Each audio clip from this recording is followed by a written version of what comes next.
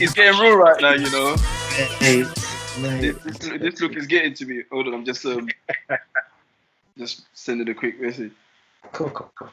You know, I've been telling people. I was telling one of my friends here. I was like, if you see a guy here with a fresh trim and a washed car here, he's not following the guidelines. Guy, the police should arrest him straight away. He's 100% out on road.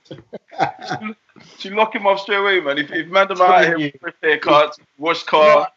I've seen a few rappers doing the music videos, fresh trims, everything. So yeah, clearly they live in a world. Man. No one's really. Well, majority of the people I think are abiding by the laws, and people are genuinely staying away from each other. I think most people are. Well, most reasonable people are anyway. So yeah. Most definitely. How you doing though, man? How's the family? How's everything? Yeah, I'm well. We're doing okay. It's just a difficult time business-wise. I guess most people are in the same position. I guess most people are going through it and learning about themselves. I think that's probably the most important part of this period is the ability to actually sit down and say, wow, do you know what?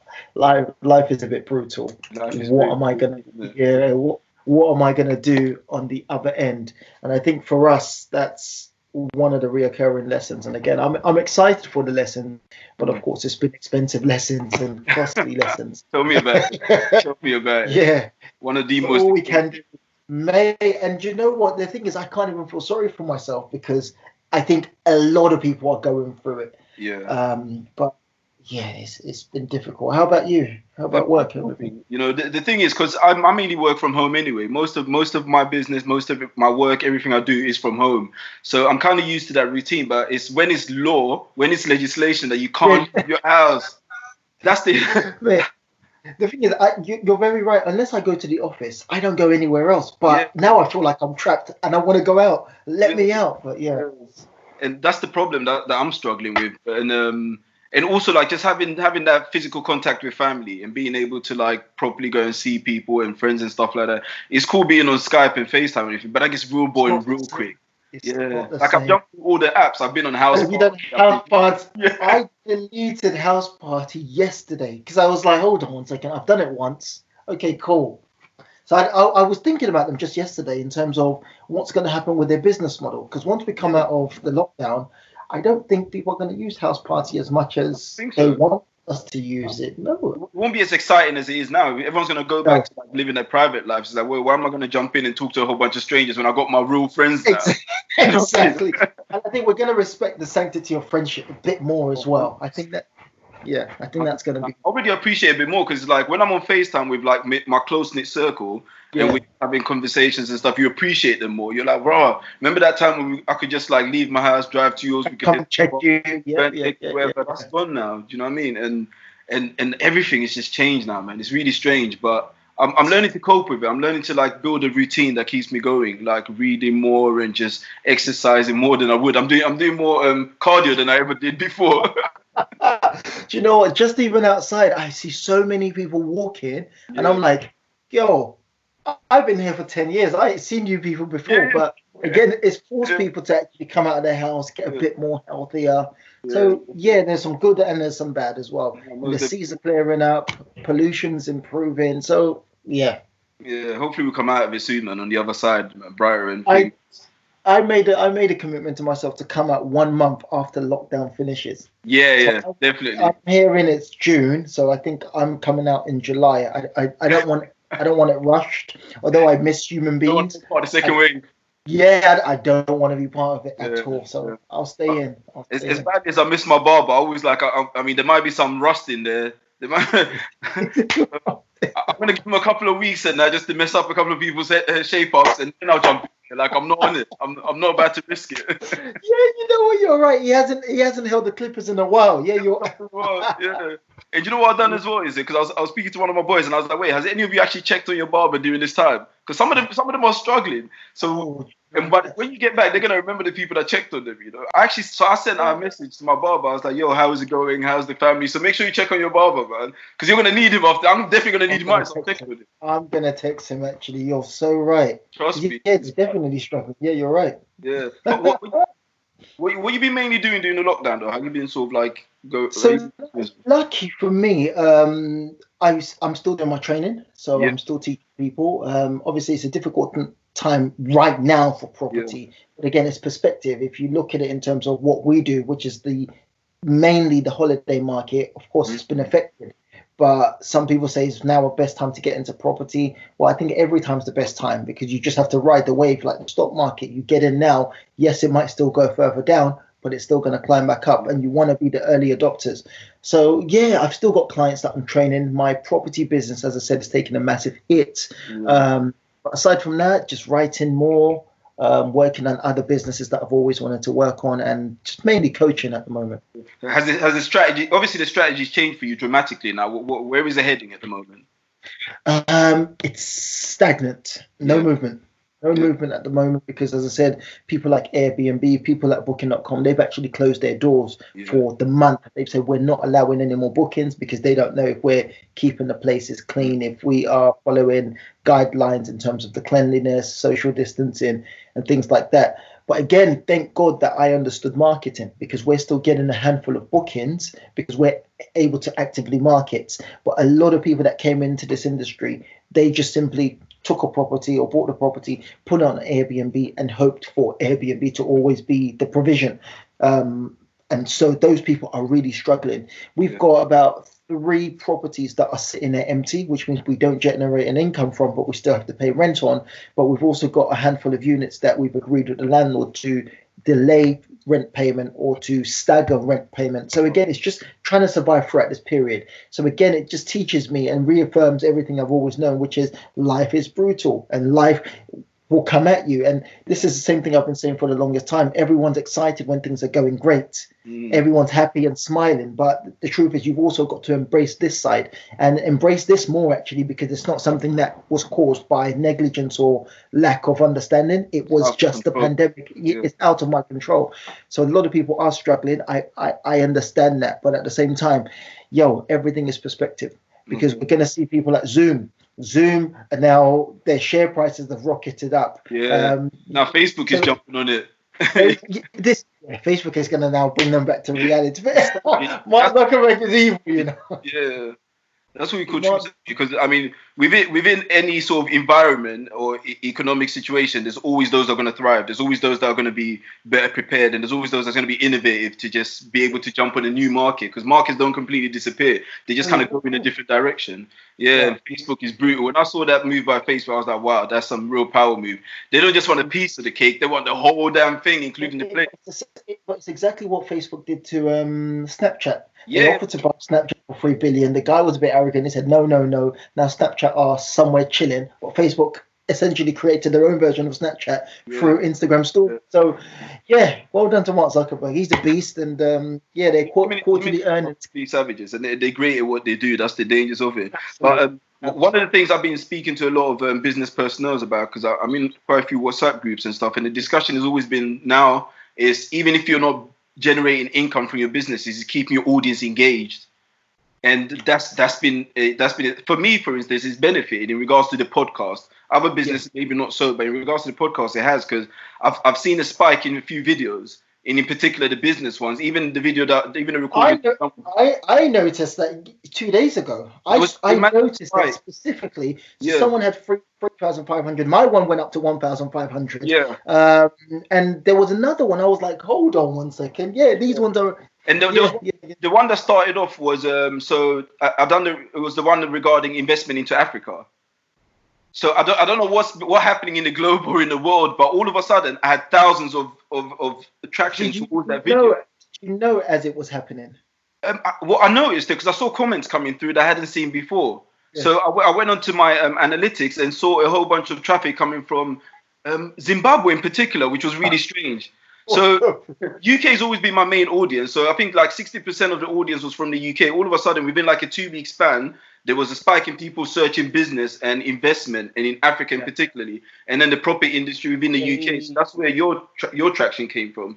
And I don't know what happened, but all of a sudden, people in Africa were looking for investment opportunities within Africa. So it's like the information is trickling and it's traveling through, and people are trying to look for something to do and trying to look for something to hold on to during the pandemic. But it goes on to back up exactly what you were just saying in terms of still carry on feeding your audience. A lot of people just disappeared. A lot of people just didn't do anything about it. And the truth is, the marketplace is still alive. 100%. So I think in a different direction, because I've realized now as well, is with a lot of the Skype videos I'm doing, like the initial viewership for the first couple of days is on a major spike. So people are on their laptops, people are on their phones. They've got nothing else to do. So there's an audience there that are willing and wanting and looking for this information. They're looking for knowledge. So when it comes to like business information, that's really key and really good place to target and drive traffic to at the moment, because the spike's been real and it was really strange because I was like, what the hell is going on here? So, I mean, first of all, I'm sure you weren't complaining though. I'm not complaining. It's worked wonders, for me, especially for a small channel that I don't really put much of a budget into. It's just a case of me connecting with people on an organic level and then getting the information out there. It's really strange. So initially I thought maybe someone famous in Zimbabwe had tweeted or so I was trying to check out this channel. So I was searching everywhere. I went on my Twitter. I couldn't see nothing for those particular videos. So it's just a case of people are genuinely searching for it, and they're searching for it in the millions. And even if you're a smaller channel, you get some of that traction.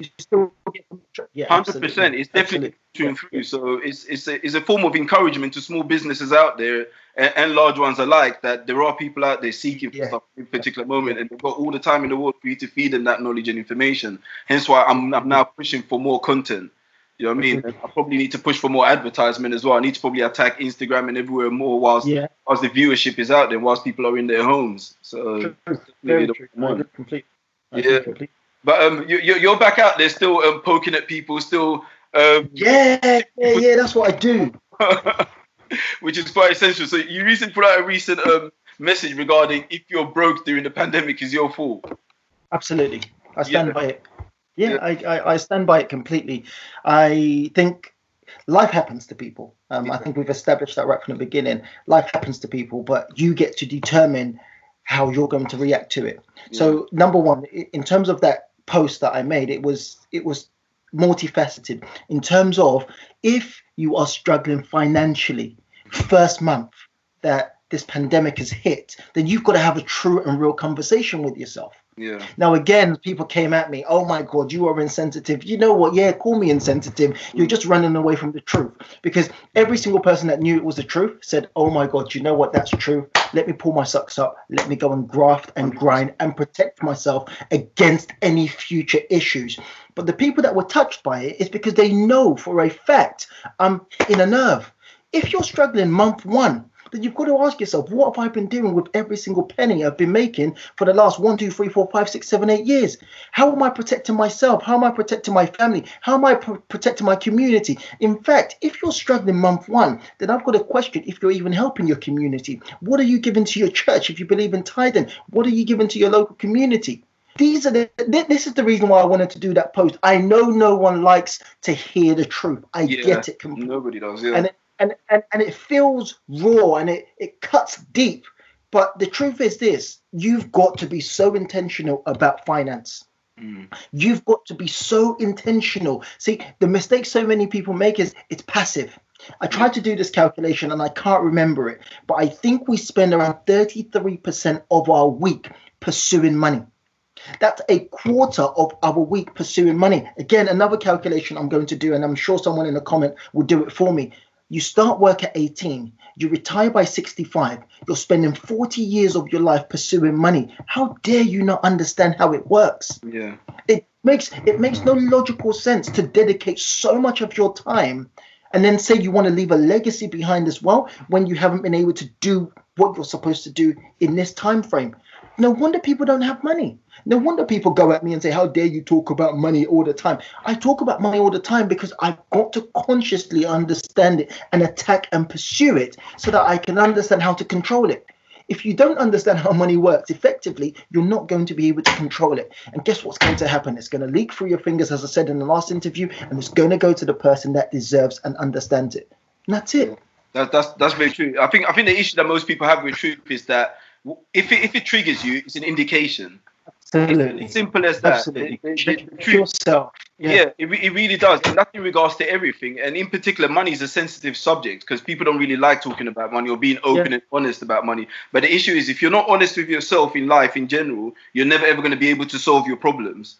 So with posts like that, I enjoy it. I mean, I'm a bit psychotic. I enjoy brutal honesty. Even though I'm not a particularly honest person, I'm more of a long-winded type of guy. I'll break it down step by step, whilst you just hit the nail on the head straight ahead. I like it because it forces me to reevaluate myself as a human. But you know what? Why I like the brutal approach? Of course, don't get me wrong. When my mentor comes at me brutally, my back goes up against the wall initially, and then I've got to consciously bring myself back and say, hey, do you know what? I've paid this guy to kind of put me in my place. Yeah. So I either get angry about it or I adapt and do something about it. Again, one of my favorite terms. So I go through these phases of terms. So I think the last time we spoke, my favorite term was reciprocity. I think then I went through curiosity, and right now I'm going through intentionality, which means intensive intentionality. So it means I'm so intense on what it is I'm trying to achieve. There is no leg room, there is no wiggle room. It's either I achieve it or I failed. And I know it's very extreme, but these are the people that achieve it. This is why people like Grant Cardone talk about becoming obsessed, because if it's just a wish to have more money, it's never going to happen, because it means you're not willing to dedicate the time, acquire the knowledge, pay the right person, seek out the right information. And this is why I'm brutally honest, because there is no time. What if we have another pandemic? What if there is another situation, and it might not be as big as this? It might just be a flood. It might just be a fire in the house. It might just be anything, because as some rappers say, anyone can get it. Anything can happen at any time. But if you're not prepared, because the truth is this, ask yourself the simple question. If you're struggling financially at any point, no matter where you come from, whatever your background is, it's your fault. Simple as simple. No matter what it is your fault, because the information is out there to do better.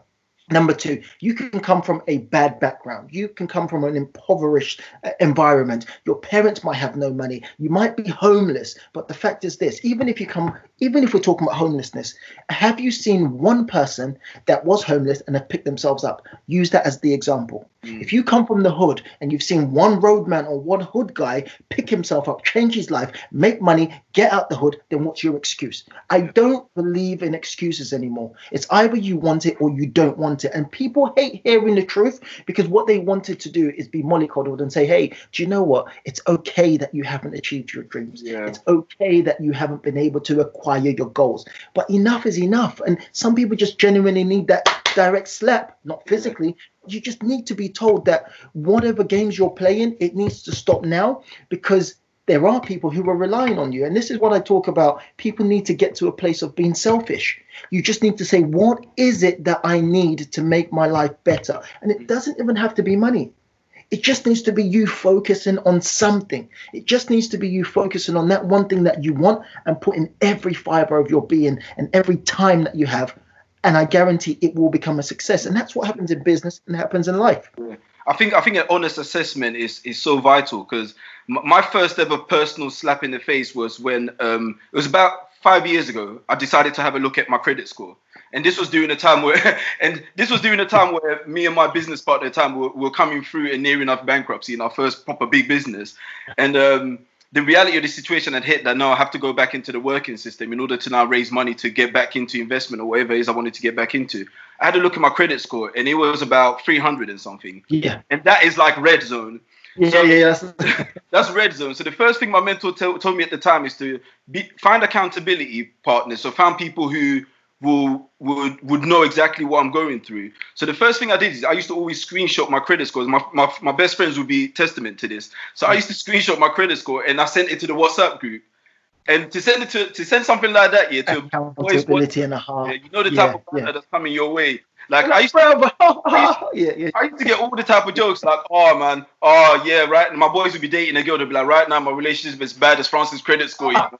Like, bro, I'm telling you, I used to get all the jokes coming my way. Yeah, but the thing is, yeah, when I think there's a way that certain people are raised. It's like certain people be mollycoddled to the point where they don't know how to take criticism and use it as fuel. But to me, I've been raised in a particular type of way that to me was my fuel and motivation to improve my credit score. Yeah, so every time I send a screenshot to the boys here, like I used to take all the banter. I used to be like, do you know what? I'm going to take this and I'm going to prove these guys wrong.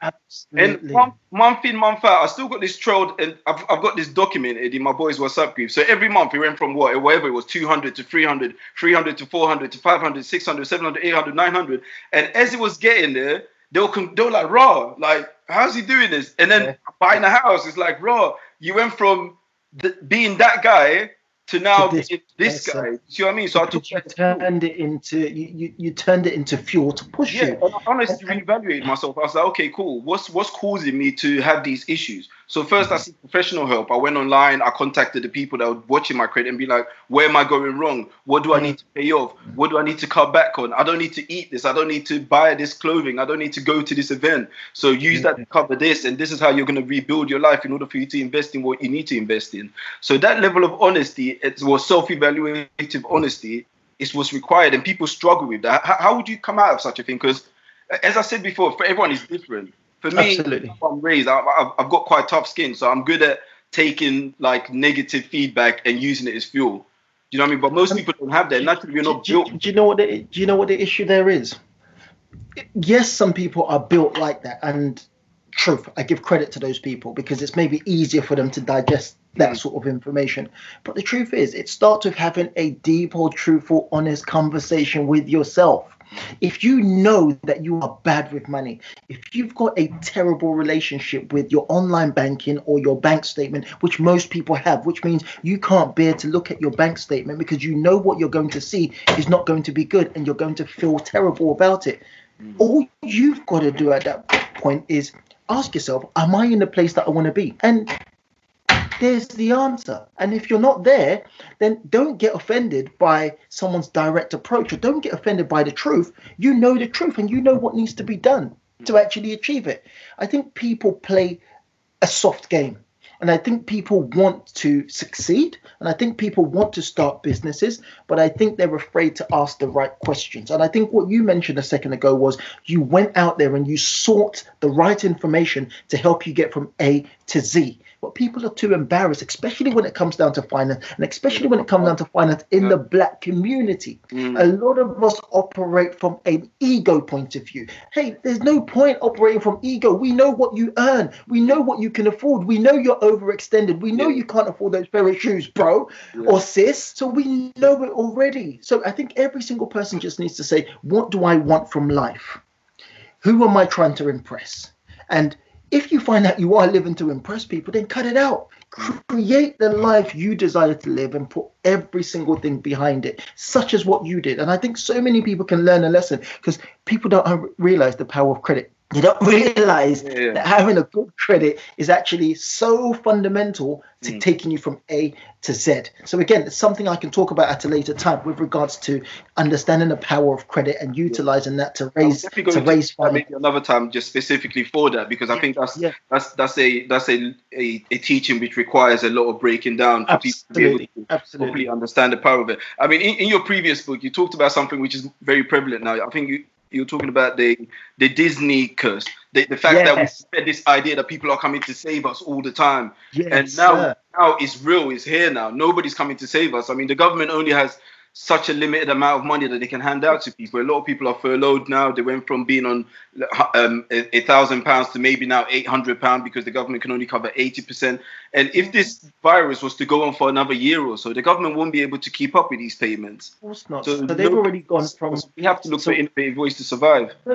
You're right. So with regards to the furlough, they're already talking about 80% to 60%. What's going to happen from 60% to 40%? Sooner rather than later, there's not going to be any assistance. And do you know what? You hit the nail on the head. So my book, Untangled in Success, where I talk about the Disney curse, you remember it more than I do. The fact is, nobody is coming to rescue you. The day you accept that, the day you believe that, in fact, accepting it's different, believe in it. is where the change comes, where you say, I'm in this life by myself. Anything I want to achieve, I've got to create it by myself. Not saying you don't need a team, not saying you don't need accountability partners, but every single thing lies with you. You are the CEO of your life. You are the managing director of your dreams. You've just got to decide, what is it that I want to do? And I'm not going to let any person interfere with it. Whereas most people are waiting for that knight in shining armor. We're waiting for the Rapunzel story, for the prince to be walking around and to hear us crying and shouting out and say, hey, I can come and help you. It's not going to happen. Yeah. I don't even think Disney movies make that anymore, because they realize how unrealistic it is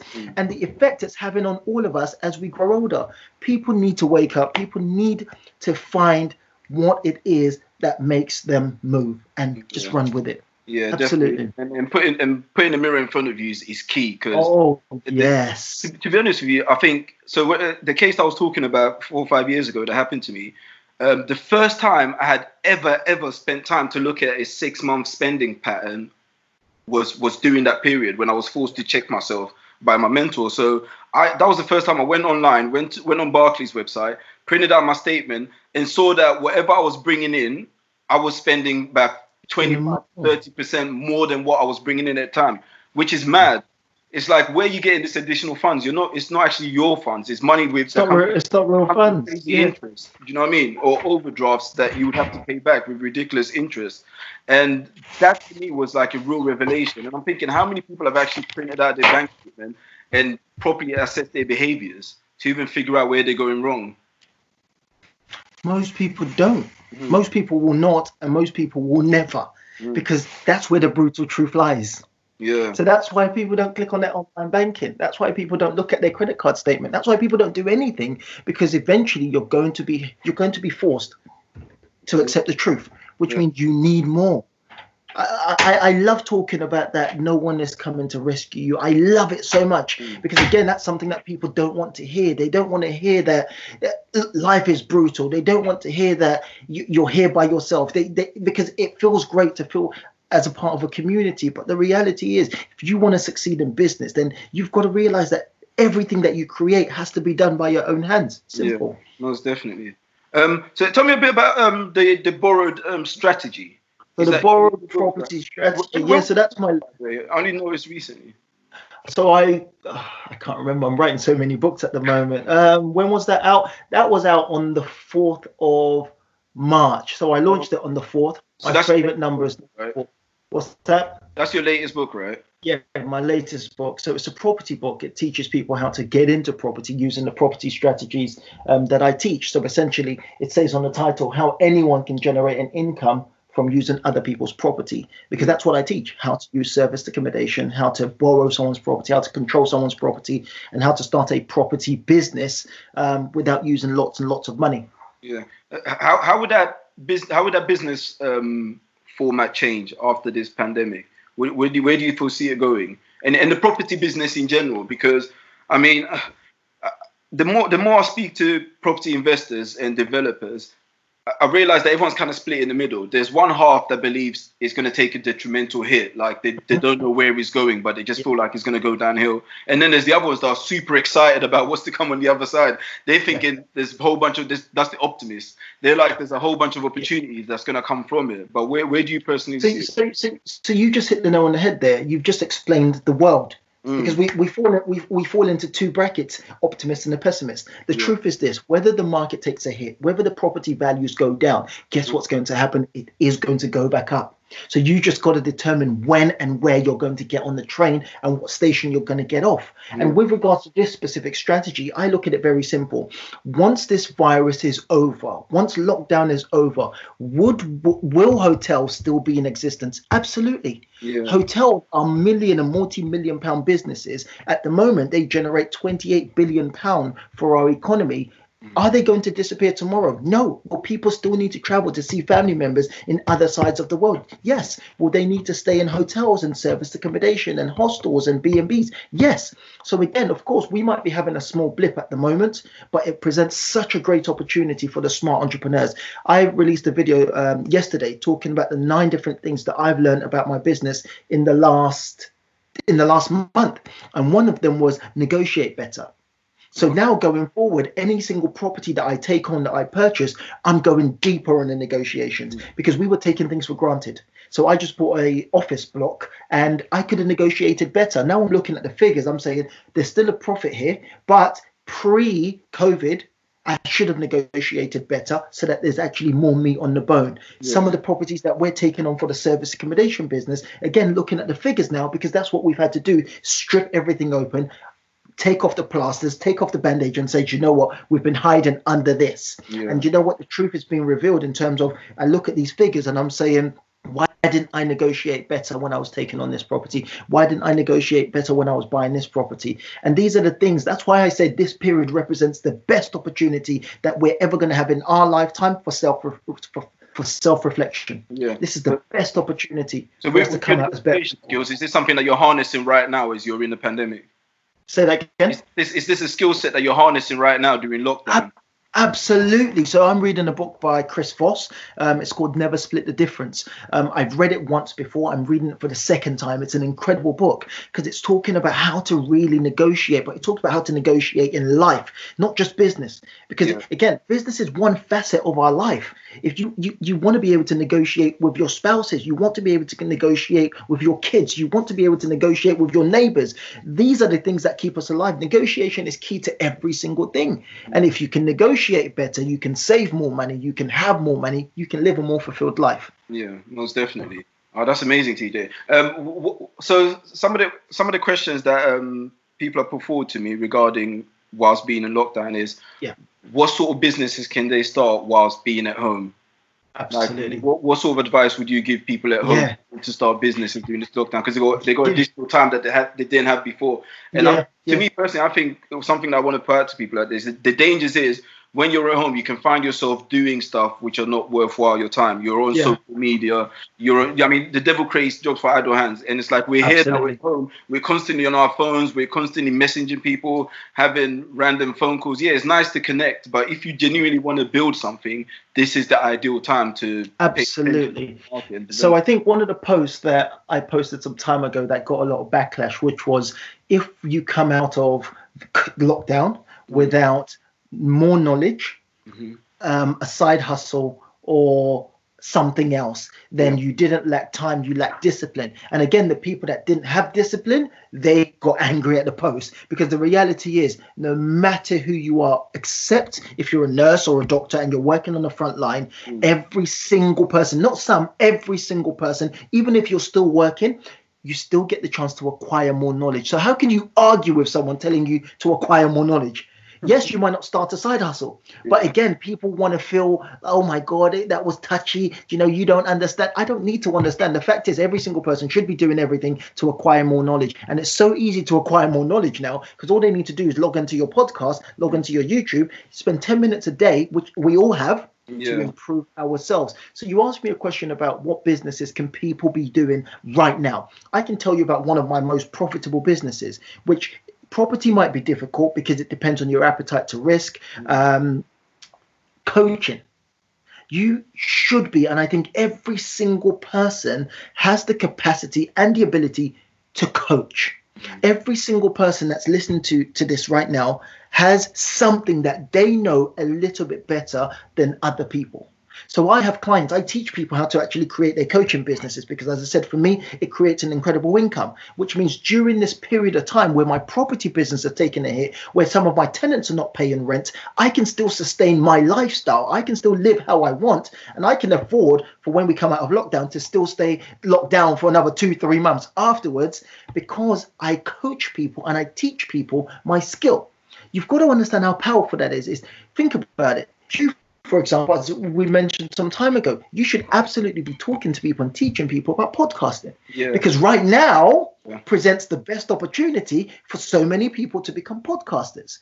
Right now presents an opportunity for people to sit down and do an analysis. So I keep talking about doing a deep analysis. What am I good at? What am I bad at? So the most important is what I'm bad at. So you can use this time to develop those skills. But while you're doing what I'm bad or terrible at, you discover what you're good at. Do you know what? I make the best cakes. I make the best fried rice. I make the best chicken. I do the best hair. These are tiny little things that out of 7.7 billion people in the world, there are enough people that will pay you £499 to £5,000 to £10,000 to teach them how to upskill or improve themselves. So if you're looking for a business that you can start right now, that anyone can start right now, then you've got to find what it is that you're good at, and then find that marketplace, which is easy now with social media, and position yourself in front of those people, and you can create a lifelong income that's not perturbed or disturbed by any coronavirus or any lockdown. Yeah, that's amazing bit of advice, man. Absolutely amazing. And funny thing is, I remember the conversation that we had in regards to teaching people how to podcast. I think my issue was probably because I got so many other various things going on that I always said I'll do it another time. But I'll tell you a funny story, actually. I did have my first official gig in terms of showing someone how to podcast. And the strange thing is, I didn't want to charge them, but they, because it was someone who had done a favor to their teacher before. So, and they offered to pay me to show them. They were kind of enforcing the payment on me. Like, then I just remember what TJ was saying. I was just flashing in my head for the conversation we had in my house last time. You were like, teach people how to podcast. People want to learn how to podcast, but they got in touch with me. They were like, Francis, we want to set up a podcast for this association. Can you help us? And how much do you charge? And I was like, well, like you want to pay me? I'm thinking I'm a beginner in the game, but nonetheless, it's a skill set that someone that's identified in me. But then there's plenty of people out there that already have built skill sets and talents. Like they might know how to play an instrument. You can run online classes. They might know how to speak. This is the ideal time because the audience are out there. They're on their phones. They're waiting for you to deliver. Similar to what we were talking about earlier on, in terms of there are so many people right now searching for business opportunities. Right now, people are sitting on Google and YouTube looking for an opportunity to learn a business or to invest their money. And right now presents the perfect opportunity to put yourself out there. Now, look, there is such thing as imposter syndrome. People are going to say, well, I don't have that much experience. But this is what I always say to my clients under this specific program that I teach. It's you are 1 mile ahead of someone who's never started. So when I teach some of my people who get into property and start coaching in property, or people who are teaching people public speaking, or someone that's teaching someone simply how to make rice, the fact is this: you are miles ahead of someone who's never had a cooking class before. You are miles ahead of someone who's never even considered that someone from their background could buy a property or own an office block. You are miles ahead of someone who wanted to start a podcast, but they don't even know what microphones to use or what systems to use or what software to use. It creates the perfect opportunity, and you don't have to charge thousands of pounds. Everything starts with looking at your bank statement. Everything starts from there, looking at it in your face and saying, do you know what? I wish I had more money. And how much do I need in order to pay my debt, number one? Then how much do I need to create the life I need to live? And then you charge accordingly. You can charge anything. One of my clients charges £99, simply £99. And she teaches young girls how to cook African dishes. That's what it is, £99 a month. And she's got probably a few hundred people. She's pulling in more than £10,000 a month from teaching young girls who want to learn how to create Nigerian food. Tiny little things like this. Why shouldn't you package your skill? There's a missed opportunity here, and I think every single person should grab it. There's enough space, and people say, well, why would you teach people how to do what you do? Because there are 7.7 billion people in the world. No matter how much money I make, I can't reach 7.7 billion people in the world. There's enough room. So, I mean, because both of us come of the Christian faith, there's something that I tend to find quite a lot within the community, and that's this misunderstanding of money and trying to attain money. Because I come from a massive church, and there's loads of entrepreneurs there. There's loads of people that are doing big stuff. But whenever you talk to the slightly older generation, there's always this kind of like, I don't know how to describe this relationship between money and business. It's like it's almost seen as a sin. Do you see what I mean? What would you say to that? I get it. I get it a lot. I go to different churches. I speak at different churches pre-COVID. I speak to lots of youth groups. That's my passion, empowering Christians and saying, look, do you know what? The love of money, big difference, as opposed to what they think is money.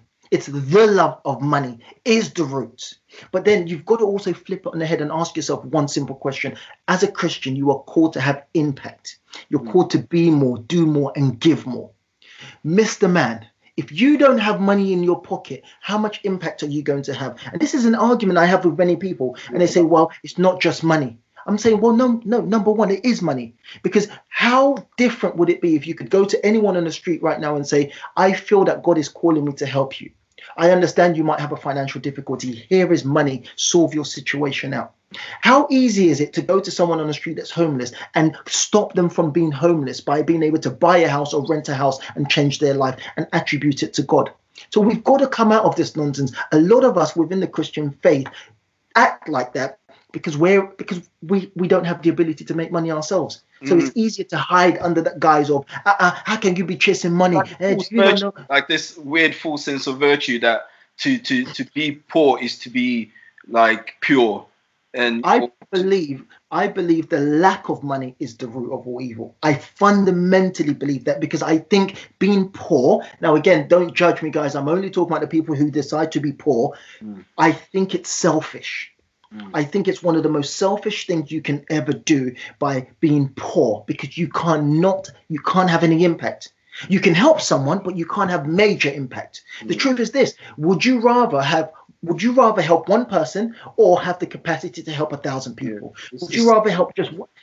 It's a touchy subject, and I get it, but you've got to look at it from where the person's heart is. Yes, they mean well, but the truth is this: would you rather have more impact? And every single person would say yes. Does it cost money to have impact? Yes, it does. And you will never hear one of the pastors or pastors who are wealthy tell people not to actively pursue money for the greater good and for the kingdom. It makes no sense. Yes, some people will say because they want tithe and they want offering, but the reality is this: tithe and offering and money that's given to churches have impact on our community and society. Definitely. So people need to get serious, get more money so you can have more, be more, and do more. Stop making excuses. Anyone that makes excuses is because of how they feel on the inside. No person that's ever made money and wealthy is going to say, do you know what? Nah, I don't want this money because it does more damage. The truth is, even if you don't want the money that you've acquired, you can give it to someone else and you can change their life.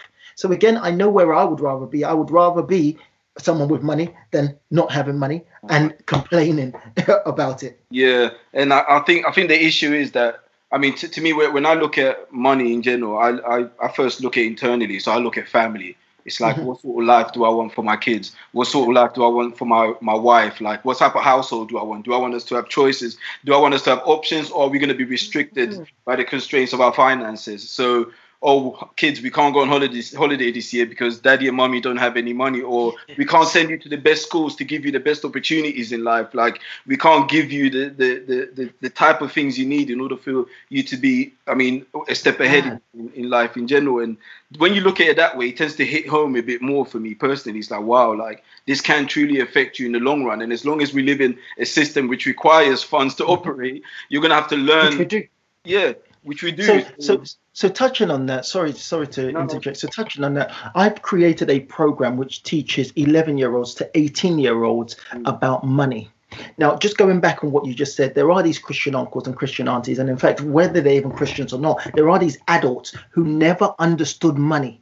And guess what they're doing? They're passing on their bad money habits to their younger kids. And you wonder why, and we call it I can't remember, but it's a staircase. You pass bad information in terms of how money is and what money is about, and money is the root of all evil, and having money is this, and don't have money is this. You pass it down to your kids, then they believe the same thing. They believe that having excess is a bad thing. So guess what they do? They blow it. They spend on silly things. Parents need to have some responsibility here. This is why, as I said, I've created this program to help young kids understand money, understand interest rates, understand inflation, understand how money can be used to make you more money, understand what tithing is, understand what giving is, understand the impact of giving and how that helps you from a business point of view, understand philanthropy, tiny little things that our parents didn't teach us. Why? Because they didn't know, because they were following this notion of money is the root of all evil. But the fact is, our parents worked significantly harder than we do. So if money is the root of all evil, but you're spending all your time working 3, 4, 5, 6 jobs, mainly most of the aunties in the church are working 3 jobs. You're working 3 jobs, but then you're saying money is the root of all evil. For goodness sake, auntie, you know what? the church need a completely revamp. The church need to have someone come in there and completely change their perspective on money, because money is not a bad thing at all. Money just builds up on who you are. If you are a horrible person in the first place, more money is going to turn you into a horrible. It's going to magnify your character. Yeah. It's going to magnify your. Thank you. And if you're a good person, then you get more money. Then guess what you're going to do? You're going to give more. You're going to be more. You're going to change more lives. So again, I think people just need to sit down and understand and stop making excuses. Get someone that you trust and say, do you know what? Tell me the truth about who I am.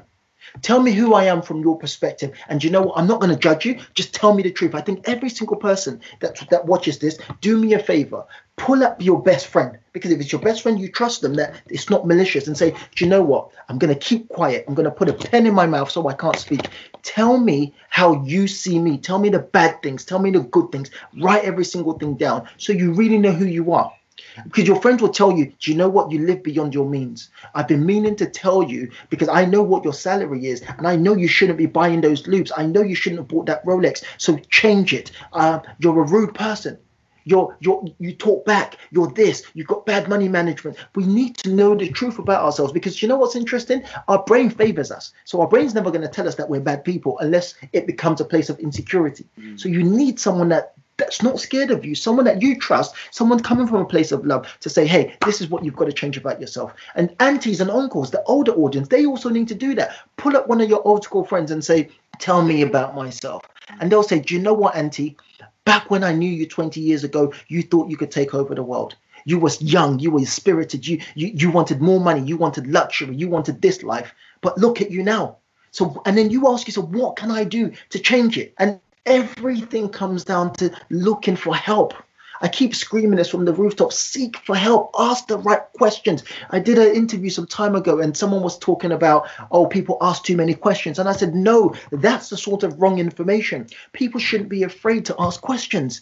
So we were talking about curiosity killed the cat, and everyone knows that statement. And I said, no, curiosity did not kill the cat. Curiosity grew the cat. Curiosity turned that cat into a tiger. It's the asking questions, because it's the information that feeds you that turns you into a beast. So it's the cat wants to know more. The cat wants to digest and eat. And that's what turns it into a superhuman. And when you become superhuman, you can take over the world. But people are too scared to want to be great. They're scared that they might be judged. They're scared that someone might say something. They're scared that how they really feel is not their truth. But how I feel about myself is not my truth, but I choose to believe it.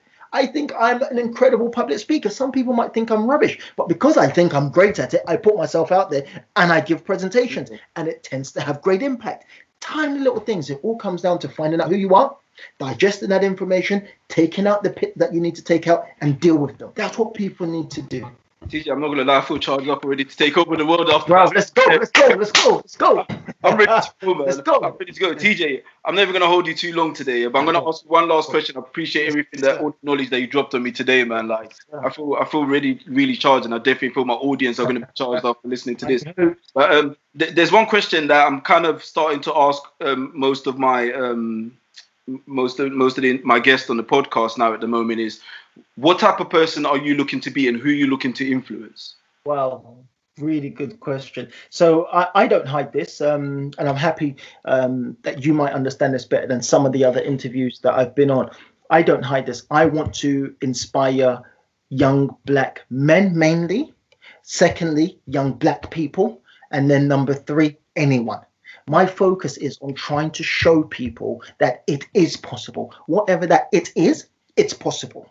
Again, I talk about this all the time. Pre-2008, 2009, Barack Obama, president of the biggest, most powerful country in the world. That changed my perspective on anything. If this man can do that and achieve that, then there's no more excuses for me. So all I try and do is put myself out there. Yes, I'm not the most successful. I've got relative success, but I'm working hard to show people that, hey, you can come from this background. You can come from this culture. You can come from this environment, but it's okay if you put in the time, the effort, learn the skills, you can change your life. So again, for me, I put myself out there. I don't know it all, but I'm happy to show people that, hey, you can taste a bit of success. You can have success. It doesn't matter where you're coming from. Don't listen to anyone. Just do what you need to do. Find that goal. Get out there and achieve it, and it will happen for you. But stop playing games. Stop playing games. TJ, I appreciate that, man, and I appreciate you, and I appreciate the work that you're doing. Just being brave and just putting it in people's faces and letting them know that it's up to them, really, and just it's up to them. Yeah, and kicking us up the arse, man, and motivating us to do better, man. TJ, appreciate that for today. We're definitely gonna catch up again. Hope you stay safe, you and your family, and we'll definitely catch up after all of this is all over. Good luck with it. Enjoy the rest of the day.